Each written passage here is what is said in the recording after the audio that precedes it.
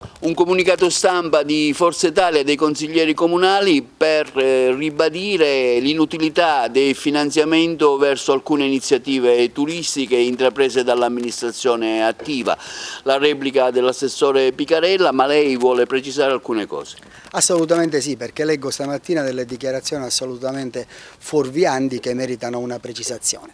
Nei mesi trascorsi abbiamo cercato con ogni modo, svolgendo il nostro ruolo di opposizione costruttiva, quindi da amministratori di opposizione costruttiva, di collaborare, di renderci disponibili, di sederci ai tavoli, abbiamo partecipato a tanti tavoli eccetera. Io stesso, che non ho né produco spettacoli di alcun genere, ho promosso con la Quinta Commissione, con i colleghi della Quinta Commissione, un cartellone teatrale, cartellone quindi non spettacolo, un cartellone coinvolgendo tutte, sottolineo tutte le compagnie teatrali di Agrigento, e per finanziare il quale ci volevano poche migliaia di euro, suggerivo di utilizzare i fondi regionali, quindi un patrocinio, qualcosa, non la tassa di soggiorno, ma ad una riunione della consulta avvenuta a fine luglio, quindi ci viene proposto un altro programma completamente differente al quale ci siamo opposti. Erano spettacolini nei borghi, quindi non più teatro, del quale riconosco e ribadisco la validità sociale, l'evoluzione che ha avuto negli ultimi anni, soprattutto nell'incremento turistico, ma sicuramente gli spettacoli fatti ad agosto non erano il massimo, soprattutto se veniva utilizzata la tassa di soggiorno, che ricordo a me stesso è una tassa di scopo che va utilizzata praticamente per scopi ben precisi, per le migliorie turistiche.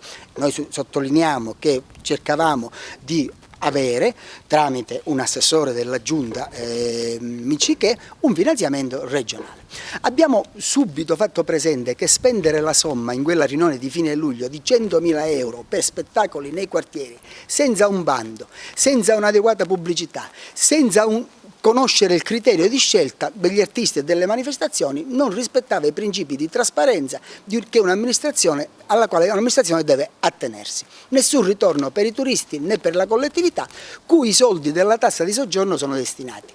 Abbiamo chiaramente detto che i soldi della tassa di soggiorno vanno spesi per beni e servizi ai turisti, non per finanziare iniziative culturali volute dagli assessori. Ci è sembrato giusto segnalare che gli spettacoli in questione potevano farsi ugualmente con finanziamenti regionali, possono fare quello che vogliono, come ci era stato prospettato antecedentemente.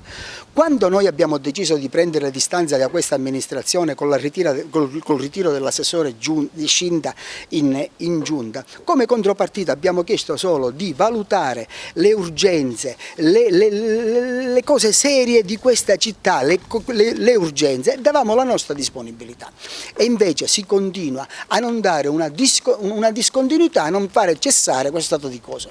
Agrigento non ha bisogno di una politica di scarica barile, ma di una giunta capace di farsi interprete delle vere esigenze del territorio. Purtroppo ancora oggi a prevalere sono ancora una volta personalismi intollerabili o metodi politicamente inappropriati, uniti a tentativi troppo tardivi di scaricare ad altri le responsabilità. Concludo dicendo che il gruppo di Forza Italia, dei consiglieri comunali di Forza Italia, è pronto a qualsiasi confronto col capo dell'amministrazione, nella sede che egli riterrà opportuna.